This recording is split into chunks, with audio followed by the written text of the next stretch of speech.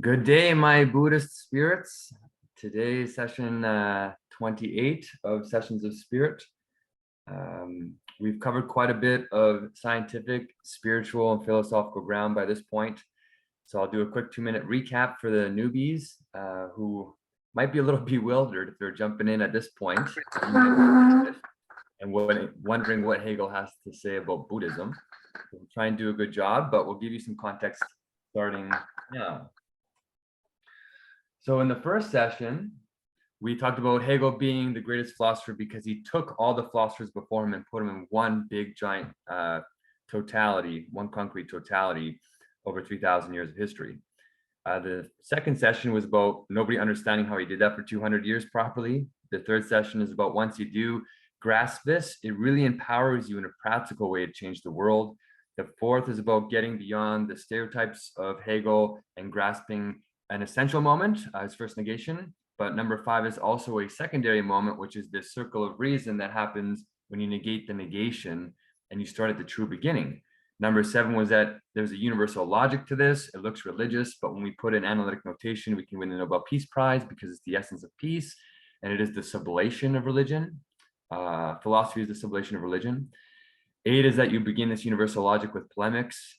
9 is that you do the polemic of polemics, which is sublation as the truth of the polemical moment. This is genuine refutation. The 10th session was a masterclass in this called The Science of Logic that Hegel wrote. The 11th is that it's the ineffable speaking itself. The science of logic is way more profound than people think. The 12th is that the purpose of life is this logic as living. The 13th is liberating everybody with this living spirit. The 14th, feel like we're connected to God, which 15, atheistically means connecting to your higher self. 16 is that our gurus have always been doing this in implicit form. The 17th session is that we have to sublate old mysticism for the power of now in a scientific way, new mysticism. 18th is that the limit of our reasoning is the limit of our games, our fun, and our flow with each other. The 19th is that a great philosopher uses laughter to make their points. The 20th session is that the ideal philosopher does this over and over again with the synchronicity document and all the philosophies they know. To 21, overcome evil as one-sidedness. To 22, improve the wisdom around our disruptive technologies in a practical sense, like CRISPR. 23 is that we have to get more concrete about this universal logic, and we use the document and the wisdom quiz to speed that up. 24th is that we are giving practical examples of how to sublate these long-standing contradictions, particularly with 25, religion. And then 26, we give an example with the opposite, such as existentialists. And then 27, we also sublate capitalism, socialism, communism, and the existential crisis that is creating globally, those modes in their abstract form. So this leads us to today. Session 28 is about dealing with this overcoming of the hollowness of, I guess, material possessions, maybe a commodity fetishism in a way, or at least a fixity on external objects as a replacement for meaningful purpose, which we talked about earlier, is about this freedom of pure thought. And when you're trapped in materialism, you don't get that feeling. So today's session is called 28 SOS. SOS, of course, can mean sessions of spirit, but also in a practical sense, save our souls, because wisdom is supposed to make the world better. And that's why we're applying Hegel here. He says it's supposed to be theoretical, practical, and a free spirit. So today's summary paragraph goes like this. It is just explaining the title, which is Hegel and the Emptiness of Buddhism, Force and Understanding. The spirit of a society and nation passed from this absolute negation of all reason and rationality into the absurd and liberty of contingent human freedom and caprice.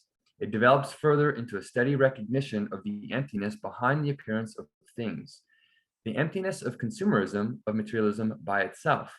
The endless accumulation of wealth and material possessions cannot seem to fill the gaps and feelings of emptiness celebrities and others feel when they have it all. This is the feeling of when the structures we give ourselves are no longer fulfilling, but fall into a bad influence, a repetition of the same thing in different colors. The movement of the spirit begins to move past mere sense certainty and perception to a deeper understanding of the dialectical forces behind the illusory nature of things, the illusory being of things. The Buddhists aim to develop this understanding by driving one outside of their ordinary minds and into an existential crisis. This existential crisis does not lead to the anxiety of existentialism, but into a new kind of liberation from self-structuring. There is a harmony and ideality in the world itself of which we are a part. When we align our self-determining reason with such pure thoughts, we grasp the essence behind the illusion through the emptiness. But Hegel does not stop at this pure being and being within self. What is implicit and beautiful as the intuition of the Bodhisattva and Hindus becomes explicit further for Hegel. Spirit develops past the existential and stable emptiness and into a complete logic which includes them as moments. It circles back on itself to the continuity of the stableness of pure emptiness and the void, a thoughtless thoughtfulness of self-determination in flow with the universe thinking itself through us. This is truly authentic being, and in the pure mode of thought develops into absolute atheism, the non-idealization of which Buddha spoke from nirvana. Interestingly, Buddha was not an ascetic only, but a balance of the hyper-individualism, consumerism, and the universalism, minimalism. I hope I did some justice to our Buddhists in the room, but let us unpack to make sure. And if you are concerned about this, just know it's me speaking here on behalf of Hegel. I'm just trying to sublate, which is this universal living logic that is the truth of how to think about the universe when you're in flow with it. So if you have negations after, just send me what you think I missed, what the limit is, and I'll try and incorporate the truer understanding. I'm not a professional in all these philosophies and religions. I'm not a PhD in any of these things. I just recognize the universal logic. So we all, in the end, I'm just getting us all started in a direction where we can work together in the true spirit of genuine philosophy, which is a more peaceful way of bringing together all our truths. So I'm inviting you in to negate me. So I'm doing my best, though. I think you'll still find this useful. So let's get into the unpacking. Last session, we talked about capitalism, socialism, communism, and the truth being that you need them all. A true philosopher is a capitalist, is a socialist, and is a communist all at the same time. Because when you grasp the right order of the moments, you realize that communism was supposed to be the sublation of capitalism and socialism. But of course, because we're not making the mistake of abstract Marxists or abstract communists, we're more like concrete communists, I guess you could say, philosophers. We don't just negate the prior moments and get rid of capitalism or get rid of socialism. A sublation is about a preservation and a cancellation and raising to higher unity. So we're actually preserving something in capitalism, we're preserving something in socialism, but we're also changing something essential, which is the ownership for the ownership model for a higher sense of self-recognition.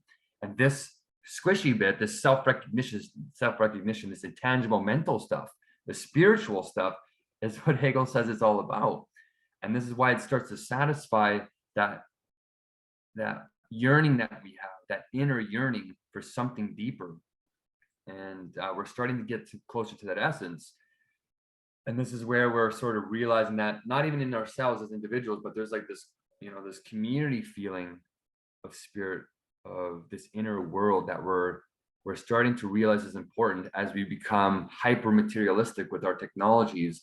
And we sort of have it all. We've conquered nature. We've conquered, well, maybe not quite. Maybe nature's about to conquer us if we don't get wised up here, if climate change is really happening at the pace we think it is. But with Buddhism, a lot of people think, it does have this existential quality to it, kind of like the existentialists, but it also has this divine component to it. So you have this radical freedom, and Buddha himself said, don't just idolize me, like you guys are a part of this. There's a radical choice in this, radical freedom, personal freedom. But there's also this other side, this divine stuff. And so a lot of people think that Buddhism's not really religion. What does Hegel say? Well, Hegel says, yes, it is a religion, but he says in his history of philosophy, it really looks like philosophy. It's actually pretty close because it has a lot of universal components in it. Buddha was he was tapped in. He was getting to basically the science of logic, but it was the communication of it and the embodiment of it that had a little bit of its mode of communication was sensuous. It was kind of surface level. Not that the insights were surface level, but it was kind of like what Jesus, I guess, did for the disciples. they were warning their disciples, saying, hey, look, you're not going to get what I'm saying, so you're going to edify what I'm saying. I'm going to tell you it in parables. I'm going to tell it to you in ways that you'll understand. But of course, we see all the confusion and all the different ways to embody those universals, those principles of wisdom, in one-sided ways, which leads to ignorance. So the divine teachers might have been deeper than we realized, and Hegel's information on Buddhism was limited compared to what we have now. So we're going to give him a little bit of grace, because he does say himself he's a limited man of his time. But he says, actually, it has a lot of universals in it, but it's still sensuous. And this is the root distinction between philosophy and religion, is that philosophy is pure thought in itself, and religion is pure thought trying to be pure, but it's still enmeshed in the finitude of sensuousness. And somebody said in last session that I'm using sensuousness as this boogeyman, that, you know, you can use it to make anything wrong. And the reason why that's true in a certain way is because there's a right way of doing sensuousness, and there's a wrong way of doing sensuousness. And the wrong way is when sensuousness has power over you. When you are, you don't have enough self-control, you don't have enough universality in yourself to overcome the drives of nature that are inside of you. So then you get pulled out of pure thought into sensuous contingent reality. That's what sensuousness is.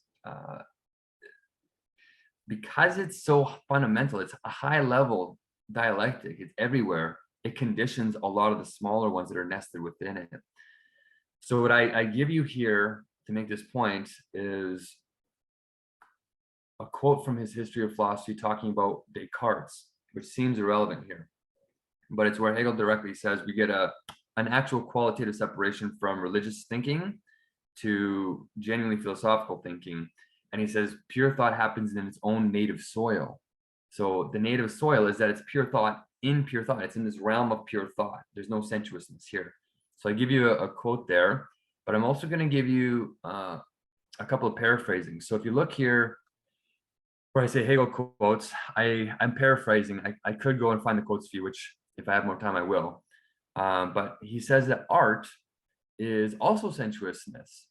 It's the divine idea in sensuous form. That's what beauty is. When you see beauty, you're just seeing the pure logic of this perfect idea in sensuous form. But if you're an artist, you're not a philosopher, you're not grasping it in explicit thoughts, you're not thinking it through. In fact, the artist has to separate themselves from the sensuousness in these kind of trance-like states, that it's, you have to be a medium of the inspired moment, the art that comes through you. You're just a channel, right? And some art is different, but for the most part, you're sort of getting out of your own way with the sensuousness. And then religion comes along and says, it's about representation. So the big word about religion is that it's sandwiched between art and philosophy, because it's trying to represent something. And what it's representing is what the artist is putting on the canvas, what they're trying to channel. But instead of just channeling it, they're staying rational, they're staying in their mind and in their body, and they're trying to think through this immensity that the artist is channeling purely. And this is what they're representing. They're representing pure thoughts, but they're in semi-sensuousness, like half and half sensuous, where you get all the, all the stained glass windows in Christianity. You get all the rituals, the bowing down, you have to be in a certain position. You have to, all these particular things aren't necessarily essential to pure thought itself. They might be essential to getting finite human beings thinking in that mode, right? It's kind of like a way to get you thinking. But you don't, once you grasp pure thought, you don't need them. You don't need a sensuousness, but you do return to it as a beautiful art. So religion still has its truth, but it's representing the pure thoughts, whereas philosophy then is the pure thoughts purely. So to put this in a triad for you, I have in the first circle here, logic. So logic is the science of logic in the super sensuous realm, all by itself, no sensuousness here. And then it others itself through dialectic into its opposite, which is nature. And nature is like pure, it starts off as pure contingency, pure sensuousness. And then you, as logic coming through nature, are the spirit. It's the combination of the two. You are sensuous, super sensuousness. So your mind that you think is just in your head, or what most of modern finite history or finite creatures in history think are thinking, is just subjective idealism. It's not actually in the world. But the reality is your mind is actually connecting back to the logic, the pure super sensuous, but you're trying to break free of the sensuousness of your finitude of nature. And if you try and cancel your finitude entirely, you'll just die. You'll get rid of your body. Your body kind of anchors you here to get the best of both worlds. So you can realize the super sensuous, but you got to work through nature, to the contingency and the irrationality of nature. That doesn't mean nature can't be beautiful. It can, but you have to grasp the divine idea, the logic of nature, Gaia herself, thinking herself. And you can align with that because it's all the same logic, the science of logic coming through the contingency of the being of nature. Okay, so I'm kind of giving you a second triad now. That was the very high level one. So this is why sensuousness and super sensuousness seem to apply to everything, because all the dialectics we talk about are nested in one of these three things, right? So whether you're talking about physics, that's in nature purely. If you're talking about causality and effect purely, it's pure thought, then you're talking about logic. But if you're thinking about yourself watching something in nature having cause and effect, now you're in the world and you're looking at the logic as this sensuous, super sensuousness. So now we have another triad here, kind of saying the same thing, except the categories are rotated. So Hegel's using the syllogism here. These three positions are the syllogism. So we get sensuousness first. So it's opposite from the first triad, right? Logic is super sensuous, but here we're saying art is sensuous, purely, well, mostly purely sensuous, at least explicitly.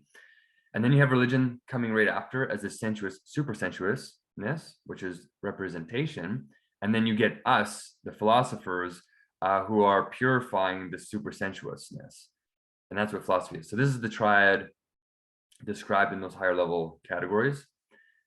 And so now we got to ask, okay, well, Hegel's putting Buddhism in the religious category. So he's obviously saying that religion does have super sensuousness to it, which is why he's talking about the universals, right?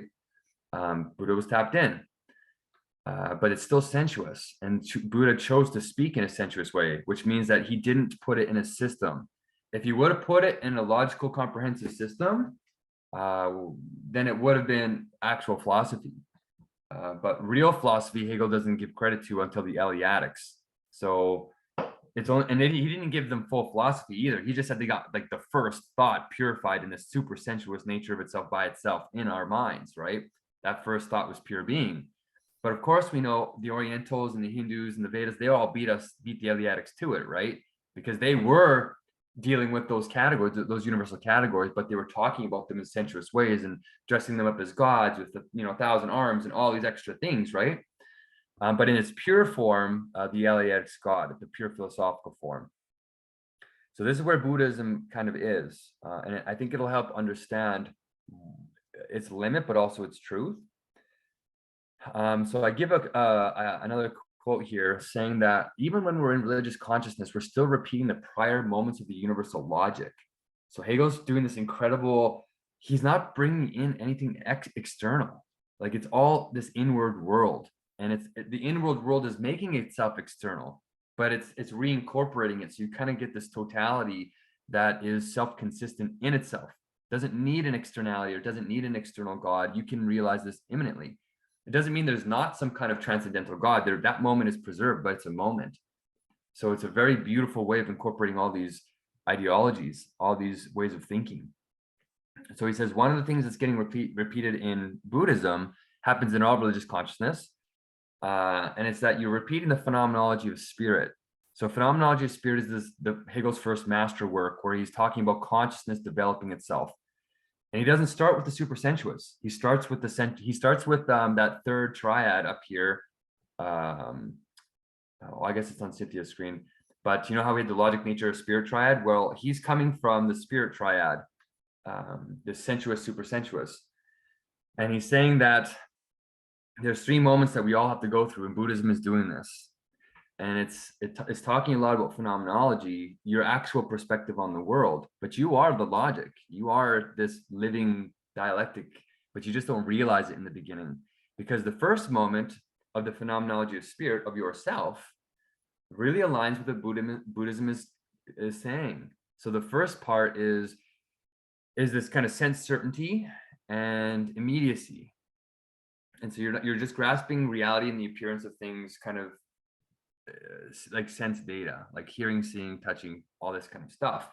And this is what my quote is about. It says, Hegel is saying that absolute spirit has taken on the shape of self-consciousness inherently, and therefore also consciously to itself.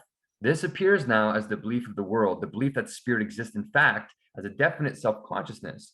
For example, as an actual human being. The spirit is an object for immediate experience, that the believing mind sees, feels, and hears this divinity. Taken thus, it is not imagination, not a fancy, it is actual in the believer. And so this is where I think it aligns a lot with Buddhism.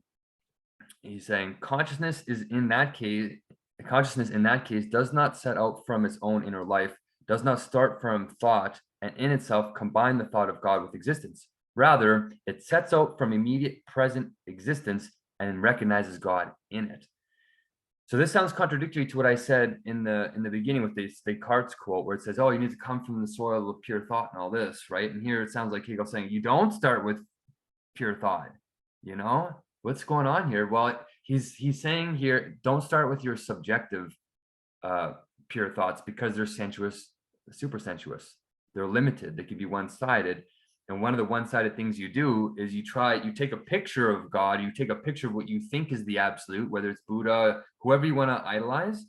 You don't start there. You have to do something really imminent. You have to come from like your immediate present experience of being in the world. And you have a much more direct process of recognition of these universals in the world as also a part of you. You're caught up in it. And it's literally just a recognition that is the godhood. You know, you're not bringing in anything really external. It's already absolutely present, as we talked about before with the Eckhart Tolle type of New Age stuff. And Buddhism is that's why Buddhism and Buddha was emphasizing the same point. Is like, if you try and externalize this, you're going to miss it. You are it. It's in you already. The problem is you just don't realize it. So this is the difference between the thinking modes. I'm just trying to make this clear. And the immediacy of this is really important, but it's not the full truth. It's the beginning. So if we move on to point B here, there's another quote where Hegel's directly saying and lining this up with the Phenomenology of Spirit. And he's saying that in yourself as an individual, grasping this spiritual process, he says, it is the universality of actual reality. It is the allness, the collective totality of the selves, and it is the elevation of existence into the sphere of figurative thought. Just as in general, to take a concrete example, the this of sense, when transcended, is first of all the thing of perception and is not yet the universal of understanding. So I'm mentioning this because it's really starting to sound a lot like what Buddha was trying to say. He was always about this, don't get caught up in the appearance of things, don't get caught up in the illusions of things. And the way our minds work, we seem to have immediate sense data, but Hegel says there's a logical order to this. The way your mind develops has a logical order. So he says you start with this immediacy, this sense of certainty. And the this that he's using there is a logical this. It means individualism, which, as we know, is a moment of the notion. And we know that from previous sessions, if you're new to this, you might not know, but there's this thing called the notion, this pure logical structure that Hegel says is in everything. And when you grasp it with clear thinking, which Buddhists are definitely encouraged to do, then you grasp things in their notions, which means their individuality, which is a this, but also you transcend that to the next moment of cognition, which is perception, which is the particularizing of those sense data. You're grouping them in a way in appearances, but those appearances are also immediate. So they're subjected to the dialectic of coming to be and ceasing to be, which we know are just the moments of pure becoming. Pure becoming is the realization of pure being and pure nothing changing into each other. So he's saying here, there's an evolution in your consciousness you have to do. And you start with the individual, you move to the particular as perception, and then you find the truth of those two moments as the sublation of them, as this transcendence of that self-transcendence, which is the universal of the understanding. And the universal, of course, is the universal moment of the notion. So now you have all three. You have the individual, you have the particular, and you have the universal. And these are all representing or tied to different types of consciousness, different stages of consciousness, And that's exactly what Hegel describes in his Phenomenology of Spirit. He's saying that if you don't grasp the limit, the inner contradiction of these limits, just like we grasp the inner contradiction of, higher level concrete categories like capitalism, socialism, communism, this is happening in your mind too. It's all the same logic, everything from top to bottom. And so if you're starting to recognize the logic now in Buddhism, this is wise, because whoever is tapped into their guruhood are tapping into the science of logic. And the science of logic is what is animating these categories of perception and phenomenology. But it's still immediate. So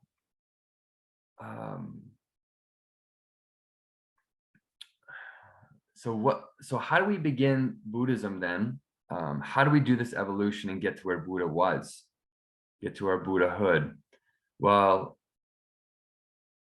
you kind of do the same thing as what we talked about in Christianity. You're doing the same logic, but here we're going to use different words. And I hope it starts clicking that it's just the same thing over and over and over again. How do we get from the small self, this immediate this thing here, or perceptions, which is the small ego, the finite ego, how do we get to this more universal understanding? Well, we talked about in Christianity, canceling sin. The Buddhists are doing kind of the same thing. And we kind of call it the apophatic beginning. It's a beginning by trying to grasp the essence of things or the totality of things by negating everything and saying what it's not.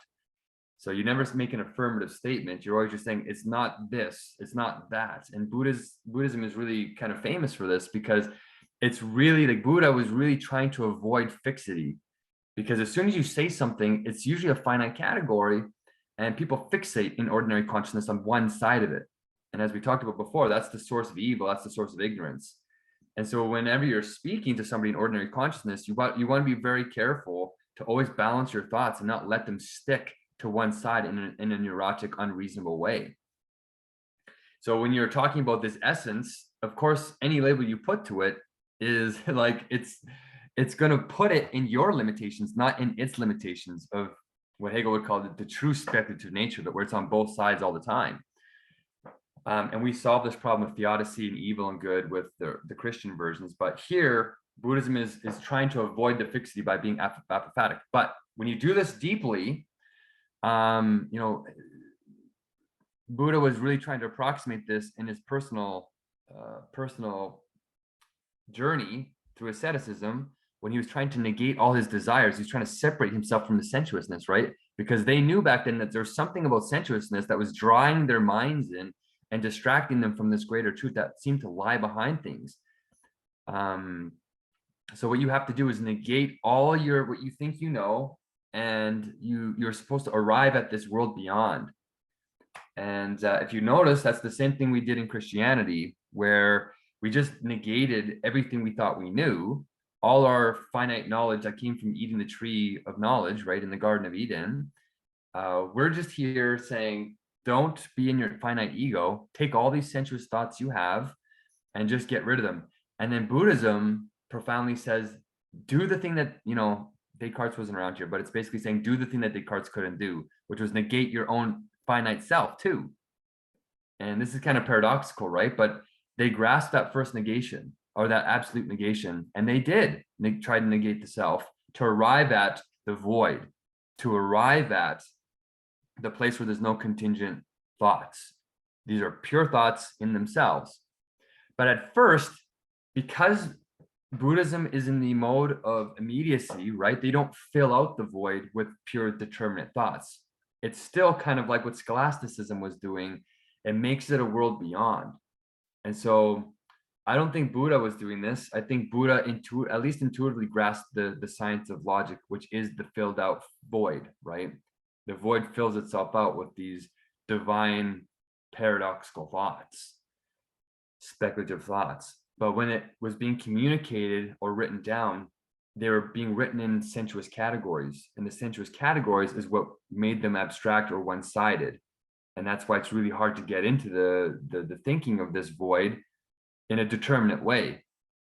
And so, you kind of get the second thing here of these famous, amazing bodhisattvas like Nagarjuna, writing these big treatises in these paradoxical languages, and he had like 70 theses on emptiness. Like, how much can you say about emptiness? But emptiness was their way of trying to approximate a way of thinking that got beyond the sensuousness to the supersensuousness. So they're just trying to talk about how to get into the science of logic. And it's very paradoxical, but we explained it as you have to negate everything you think you know, including yourself. And then you cancel that canceling itself, and you become less than nothing, which is this void that is so nothing, it's indeterminate. You can't say anything about it. It's the ineffable. It's like the Tao that we were talking about before. But Hegel calls this pure being in the affirmative. So when you try and get to know pure being, you don't think it, it thinks itself. So you got to get out of your own way, and it kind of goes into divine knowledge, kind of like how in the Garden of Eden, you transition from sinful thinking to spiritual thinking, as spirit thinking with these divine thoughts from the supersensuous realm when you're getting out of your own way. So the Buddhists are kind of doing the same thing. The Christians are doing the same thing. It's all just the same logic. That's why the ordering is only important for, you know, the record, but in terms of actual the logic, they're sort of equivalent, just different levels of sensuousness in the universality of the logic and the way they're communicating it. So a mistake that often happens here, once you start grasping the void and you're filling out the void with speculative thought, these paradoxical thoughts, Buddha was saying there's a middle way to this.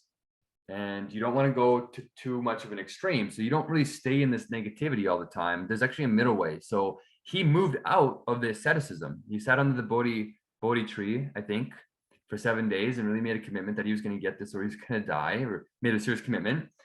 And when he reached this, when he opened the void, when finally the universal, this deeper understanding cracked open and he saw the universal logic, he realized that asceticism was one-sided. And he said, actually, you can do the other too. You can actually enjoy the fruits of life and not get trapped in the one side, in the fixity of the sensuousness. You could be sensuous, but not let it have control over you because you are anchored in the super sensuous. So the goal was to use meditation to try and get in touch with that world and maintain it in your everyday life so you don't forget it. Because as soon as you forget it, the particulars of nature suck you back in, because that's your default mode. You came from the sensuousness, right? So the middle way, though, is often mistaken as sort of the middle ground, what I call no man's land of the logic. So it's often taken to be, you know, gray instead of the extremes of black and white. Oh, thanks for correcting that. I just copied it off the internet, Nagarjuna. So it's taken as this like blurring, like gray or warm instead of hot or cold. So they take Buddha's words to say, don't be at the extremes all the time. There's a middle way. But when he's saying middle way, what he's talking about is sublation, this point of wisdom that transcends the dialectic itself, transcends the spectrum itself, and gives you a perspective that looks back and allows you to reason at any point on that. And you can choose any point. You can be lukewarm. You can be at the extremes. But when you're at the extremes, you have a logic, a wisdom to why you're there, a good reason. So it's more like thinking about these dialectics in concrete unities, not necessarily just the middle, the blurring, the mixing of the two extremes, even though it does result in also a mixing. So I think that's how we can apply Hegel's logic, the universal logic, to what the essence of these Buddhist messages are, because they are grasping real universals. That's why they're persisting in contingent human history and not dissolving because they're full of real emptiness. They're not. By emptiness, Nagarjuna is talking about something more profound. But Hegel's saying, yes, meditation is a way to get to this passionless calm of philosophy, he calls it. But it's only this category of being within self. It's the religion of being within self, he calls it, in the philosophy of religion. And being within self is a critical category. It's absolutely essential in the universal logic, but it's an early category. I kind of give you in the notes here, if you look, I give you in the notes the actual ordering of the categories in the science of logic, just listed in a column. And I give you an arrow where it says where ordinary meditation is, and I'm pointing at being within self. But below that, all the other categories are also grasped by the genuine philosopher and the bodhisattva. It's just that people that aren't used to thinking in universal logic have to use meditation to start with being within self and get used to being in themselves without being pulled by the external world. And you kind of dwell there and you learn to create a stable space. But at first, that space is only indeterminate. It doesn't have these deep divine thoughts in them. You haven't cultivated or developed the void. You're just opening it. You're just trying to crack it open so that you can be there for a bit. But Hegel says that's just the beginning. Spirit, or this Buddha nature, is much deeper, but it's still logic. It determines that indeterminacy. To help you do this is what koans are for. Koans, at least in Zen Buddhism, is this famous method of getting you out of ordinary one-sided thinking and getting you into this paradoxical kind of thinking of where you're holding contradictions at the same time, while being finite in the world. And this is exactly what Hegel calls speculative thinking, speculative dialectics. But koans are still sensuous. They're not giving you the logic that these koans are representing in the pure scientific form, in their systematic science of logic form. Of course, only Hegel has been the one to do that. So they're still sensuous. So you could say it's sensuous speculative dialectics.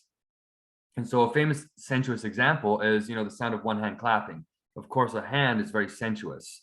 It's in the finite world, and it's representing universal categories, and it's trying to get you to think, okay, you got two sides, and this is how clapping happens, how you hear it. But then how do you hear clapping with one hand? It's like a paradox.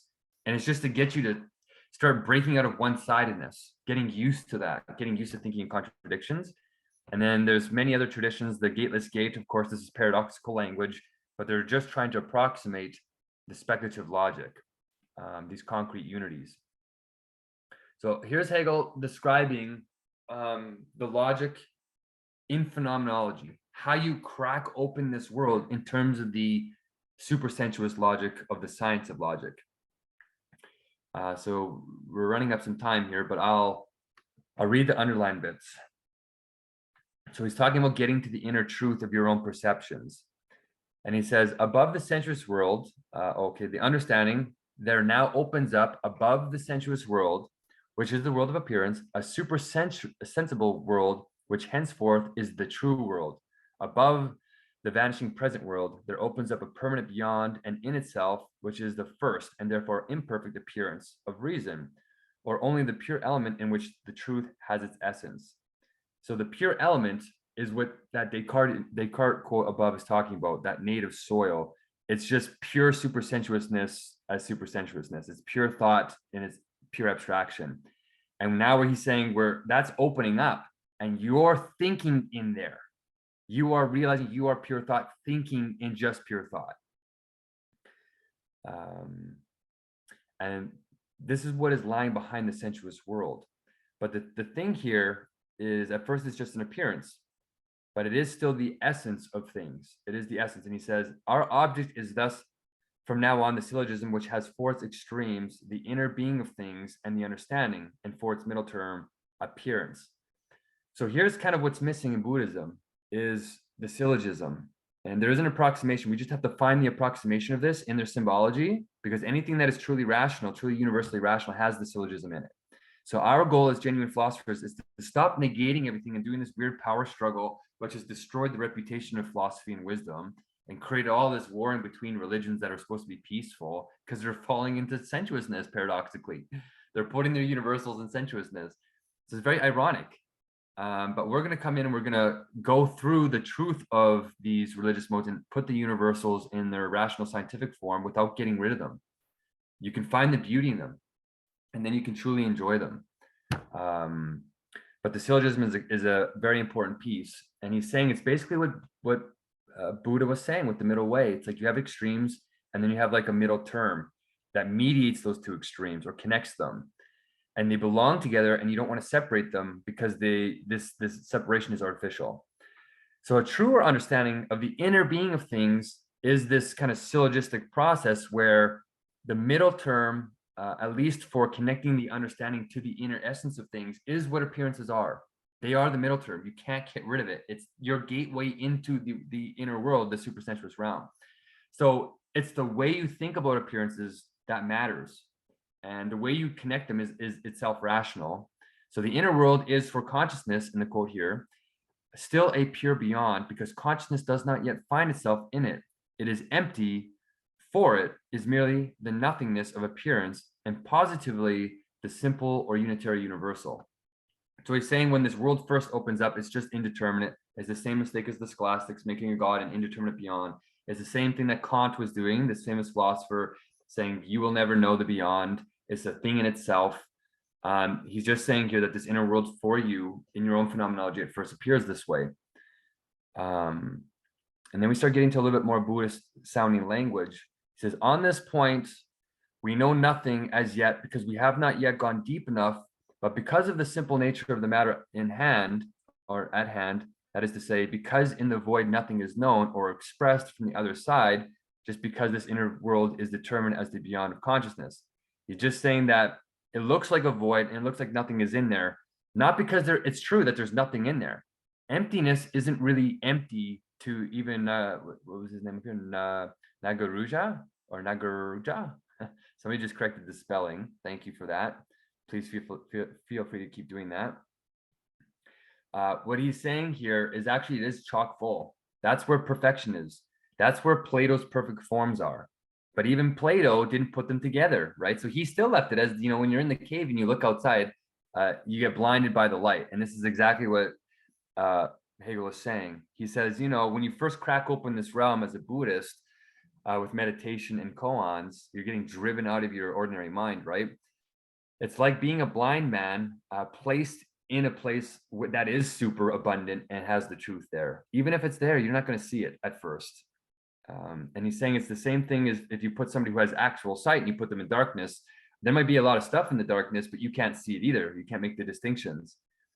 So you are the problem.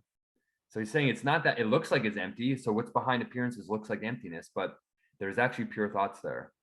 But you can't get caught up in that mode, the immediate mode of the sensuousness and the perceptions of it. You have to grasp the universals that are behind the particular appearances. And so when I read these Nagarjuna quotes, it said the exact same thing. So I put one here at the end. Hegel's just expounding more deeply what this inner world is like. And he's talking directly now about, you know, the supersensible looks like it's the negation of appearances, but actually you go into the appearance. You recognize the supersensible in the appearance. It's the supersensible is therefore appearance qua appearance. So that's like a sublation. In fact, he uses this word superseded, but superseded just means sublation. So here we see the key again. The spirit of sublation is how you get into this perpetual thinking of emptiness, but it's a preservation and a continual canceling. And finally, he says, it is often said that the supersensible world is not appearance, but what is here understood by appearance is not actual appearance, but rather the sensuous world as itself, the really actual. So the problem is not that there's appearances here, but you're treating that as the reality when you're not grasping the universal behind them. So here's the quote of Nagarjuna saying the same thing as a paraphrase of his famous theses. So somebody's saying, for Nagarjuna, emptiness is not nothingness or non-being. Emptiness is absence of inherent existence. Emptiness is also non-inherent existence. For Nagarjuna, emptiness is the true reality of the phenomenal world. So without the universal logic of Hegel here, this sounds incredibly paradoxical, nonsensical. So let's break it down in terms of the triads really quickly here before I get into these last diagrams. He says, emptiness is not nothingness or non-being. So what he's saying here is don't make the mistake that it's empty. Don't be that blind man that is in a world of wealth but can't see anything. What you're approximating is the emptiness of the appearances themselves that are opening up to the abundance. So he's saying emptiness is absence of inherent existence. What I think he means by inherent existence here is nature. So remember in that top level triad, we had logic, nature, and then spirit, right, as the sublation of the first two. Well, he's just saying, don't make the mistake of the second moment. Don't think that inherent existence or nature, the irrationality of nature that drives the appearances, don't mistake emptiness for this world either. So don't mistake it for the empty supersensible, but don't mistake it for the existence of nature either. He said emptiness is also non-inherent existence. So he's saying that you're still returning back to the supersensuous realm, but you're doing that as spirit. And spirit is the truth of the phenomenal world. It is you looking through the appearances, the non-being of things, to arrive at the actual determinate thoughts in their purity. So I think that's what he's saying is don't get caught up just on one side of those two worlds. You have to do them both. And I think that's true. So in terms of a more linear perspective, I give you a graphic here of what I consider the syllogism of emptiness, maybe a more pictorial way of grasping this, what these profound guys are talking about. So the notion is the universal logic. Everything of truth, including appearances, has to be framed in a notion to think of it clearly. So you have the universal as the first element, particular as the second moment, and then the individual as the third moment. But in terms of consciousness, like we just talked about in the phenomenology of spirit with Hegel just now, and Nagarjuna, it's reversed. So you still have the elements in a different order. So he's saying the first one is you have individuality, individual sense percepts or sense certainty, moves into the particular perception, moves into the universal or understanding, this deeper understanding. But then you break that down and you get the understanding has its own syllogism, which is this void in the supersensuous realm. So the first moment is the understanding, the universal. Then you have appearances as the particular, and then you have the inner world as the singular individual supersensuous realm. I guess you could also think of it backwards too. You could think of the understanding as you as an individual thinking in universals through the appearances, grasping the real universal realm. But they're all connected here in these moments of the notion.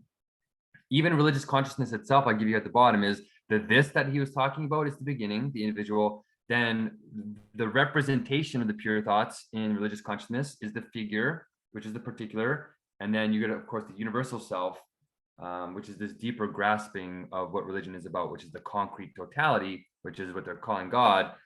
In philosophy, you could say atheistically, maybe it's the theory of everything connected together. Okay, so now we're sort of grasping how we should be thinking, what the point of paradoxes are, what speculative thought looks like in a Buddhist symbology. But Buddha said something extra profound. He says, don't idolize even me. Yeah, I might have the truth here, but don't idolize me. Something wrong with idols. Well, what he's talking about here is what we covered before about immanence. It says, if you try and make these universals outside of yourself, you're never going to grasp it for yourself. This stuff has to happen in you. You are made up of these universals. This divine speculative thinking is not just something you do, it's something you actually are. Your being is actually moving in contradictions in this deeper logic. And linear reality, sensuous reality, is kind of forcing you to think about it or particularize it into one-sidedness. That's why we think we have linear time. But you can break out of this, but you have to do it for yourself. And when you make somebody else the idol, you worship them and you don't do the real work. You don't tarry with the dialectic. You just watch somebody else do it and you kind of bask in the glow. You bask in that empty void. You think you've opened it, but you're not determining it. You're not thinking it for yourself. You're not embodying it. And I think he's right there. So here's a final picture to show the logic of this in terms of the syllogism, which is the notion developed. This is what Hegel has done that nobody else, no other gurus have done, but they've all approximated. That's why they're persisting in history. So of course we have we have 3 moments, the triad, and we talked about the triad does have truth, but you have to grasp it in a living way. This helps you grasp it in a living way. So the first moment is the notion. The second moment is the judgment, and the third moment is the syllogism. So the notion, there's a kind of paradoxical thing that I think I put in the quotes for you in the comments, where Hegel says you have to grasp the notion in its universal form. Well, the notion has universality for its form. What does that mean? Well, the notion has an outside shell and it has inner elements. So the outside is what we could call the moment. It's a moment. And when you think speculative, you're thinking in a living logic. Living means that it's moving fluidly between things. It's not stuck in rigidity. If you make the logic rigid, it dies. It's like a dead tree branch. A living tree branch moves. It has vitality flowing through it. And Hegel says the notion is, of course, this infinite vitality at the heart of all things, rational, at the heart of all things rational. Opinions dissolve because they're fixed in that appearance, in that the real emptiness. This is what's substantial. So the inner, if you notice, is a replication of what is outer. So you get this famous kind of Buddhist inner-outer distinction coming into the universal logic being explicated in scientific form. So look at here, the outer shell I'm saying is the universal. The golden stuff is the outer shell as the universal. But look on the inside of the notion. There's a yellow dot there. That's the universal. It's the inner version, it's the inner element of what the whole totality of that first moment is in the syllogism. So the notion is in the form of the universal. It's in the form of one of its elements. It's inner to its own self. And this starts to approximate that really crazy Buddhist dialectic. You have an inner and outer, and the big self and the small self. But it's also scientifically could be said as Russell's paradox in a way. It's the set of all sets that has the set of itself in itself. It's also Kant's the pure I judging itself. It already has itself in itself to judge itself. You get this weird speculative thing you can't break out of, the circularity. But Hegel says, instead of this being a defect, this is the truth of actual pure thought. When you break out of sensuousness and you enter the determinate void, the void that has these real speculative eternal thoughts in it, thinking themselves in a living logic, he says, this is what the truth is. This is what it's like. That's why the Buddhists speak in koans, and it's like incredibly profound. And it resonates with you because it's funny usually, and it's good to be around. And yeah, it kind of messes with you a little bit, but it feels like there's something there to those who want the truth anyway. So this is what we're feeling. So all three of these inner moments are happening outwardly. So the first one is just the universal, but on the outward movement, it grows into, or it self-sublates itself and negates itself into the second inner element outwardly as the judgment. The judgment has a subject and the predicate in it, but it's also a process. You're doing the judging. And then you get the third moment, which is the sublation of these two, which is the syllogism. The syllogism is, of course, the combining of the notion, the true elements of things in their process. This is the process of realization happening in yourself as enlightenment. So when you put something in the syllogism, it's the notion developed. And when he's talking about notion developed, he means the inner abstract universals that define the thing are now explicit as a moment of itself. It's a moment in its own development. This is how you start resolving this paradoxical language scientifically. And this is why Hegel is so great, is because nobody else in human history has ever done this in this form. All the gurus have been doing this implicitly. That's what we talk about in mysticism. That's its truth. But what we're doing is we're really helping people break out of the sensuousness in a very systematic way that doesn't fall prey to some of the pitfalls of religion, which is how human beings can squeeze in irrationality in those gaps of sensuousness. And they abuse the religious truth. They abuse the teachings of the greats, the Jesuses, the Buddhas, the Confucians, the Hindus, all of them. And you get this kind of abuse tainting religion because there is that crack there. It makes the determinate thoughts of beyond that you can't really know. You need a priest or somebody to do it for you. But this is directly immanent. This is the thing you need to grasp behind appearances, that's connecting the appearances immanently to themselves in a logic. That does make sense. You are also this process. Okay, I hope that makes some sense here. Finally, in the last couple of minutes, I want to just say, look, now I hope you can understand why we have the potential to change the world with this, because we're going to be sublating oppositions and realizing a deeper universality to things. All the ideologies that are in conflict in the world right now are in some way fixed in sensuousness. They're finite symbols or conflicting. They're not grasping the universal logic in a universal way that they can explicate in a determinate way and actually have a nice debate about it and figure out if they're talking about it clearly. Hegel gives us that in a living way, which can be fun. So here we go. We talked about Christianity in a previous session being the top. So people are like, oh, you're just you're a hidden Christian. You're just trying to dominate and proselytize to us. Okay, I'm out of here. But here, look at this. Christianity is building up the foundations of Buddhism. Buddhism came first. But when we're talking about Christianity's building up the foundation of Buddhism, of course, in contingent human history, they are warring with each other. They are negating each other because people back then just grasped the sensuous idols. And they got behind their idols as this power structure, and they use that to protect themselves because everybody just wants security when they're in the ordinary consciousness, the sort of animalistic survival consciousness. But the gurus themselves were kind of very peaceful. They said, look at these other people. They're doing this and that and the other thing. And the people didn't understand, but they were trying to sublate each other because they grasped the universal logic. So we can say here, remember the language, foundation and fulfillment. We're going to put Christianity and Buddhism in this kind of dialect so we can appreciate both of them in this universal logic. It's true. We're not going to be naive and say they're perfectly equal. We're saying that they do have a difference. One came before the other. So there's something different here, especially in their symbologies. So the abstract Buddhists, this is a battle of abstract negation between two a Buddhist and a Christian that don't understand the sublation, don't understand the universal logic, the syllogism. So the abstract Buddhists will stick to their side in a one-sided way and negate the Christians. Say, we said it first. We said the wisdom first. We are the foundation. We are better than you. The Christian will say, no, we are better because you're just the foundation. You're just the beginning. And we have like transcended your limit. And the Buddhists will come back and say, no, we are still better because you couldn't have even gotten to that transcendence without us. So we're more essential. And then the abstract Christian will say, no, our religion is divinely inspired even without you. And we don't even think Jesus knew about you. And he says, we built off your limited wisdom because our God is just better. And then the Buddhists will say, our God is enlightenment itself and came before your God to teach your God how to be enlightened. And then the abstract Christian is like, our God is eternal and always existed, so that's impossible. And so the Buddhists will say, well, nirvana is eternal as well, and outside the wheel of samsara, outside of sensuous nature, the super sensuous, and it's eternal too, and we still came before you. And then the abstract Christian will be like, okay, fine. If they're logical, they might say, okay, fine, you might be the foundation, but we are more enlightened. We are more Buddhist than Buddhists. We are Christians. We are the fulfillment of Buddhism. Okay, good. At least it's a little bit better.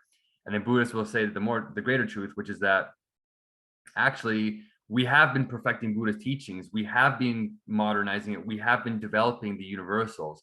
So actually we have caught up with Christianity, and we are just enlightened as well. We've overcome our own limitations with our speculative thinking. And so you can kind of say, oh, modern versions of these religions are actually starting to become a little more scientific, a little more modern in the speculative way of thinking in their own symbologies. So Hegel said that they were kind of superficial because they might have been talking about freedom in the past, but it wasn't actual practical freedom. Jesus was trying to make it practical. He died for that. Buddha kind of got rid of his riches as a prince and was going around in relative poverty, talking to the villagers, saying that they can achieve this. So they were all kind of doing that, going to the poor, helping out.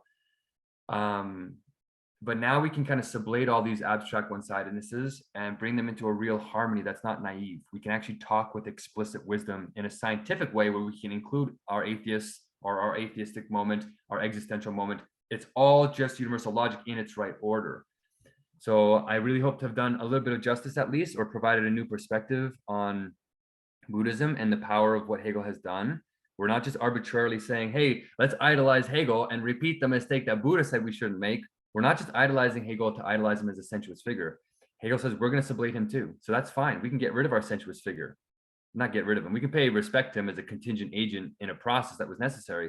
But like, we have now the super sensuous logic to think for ourselves, and we can sublate it if we're thinking clearly and following their teachings truly.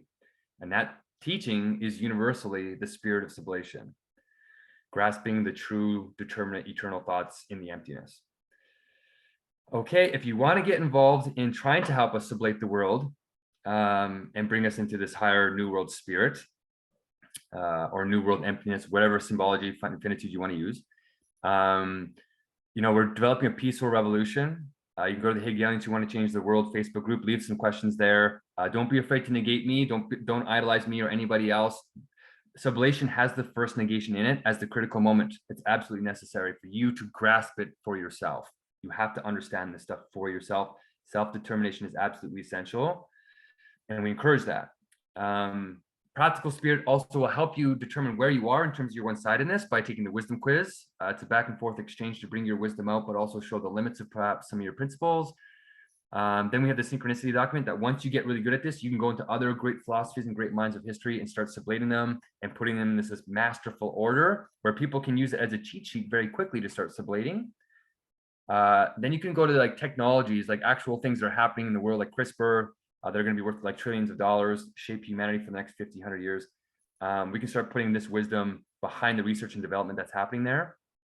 You can also use the 16 passive parmenides as a cheat sheet with your interpersonal dialectics when you're arguing with people or debating them to sublate them, because bliss is only at the sublation. Then we're going to have a universal survey that you can help spread to determine where we can practically start. Where's the big sublations needed?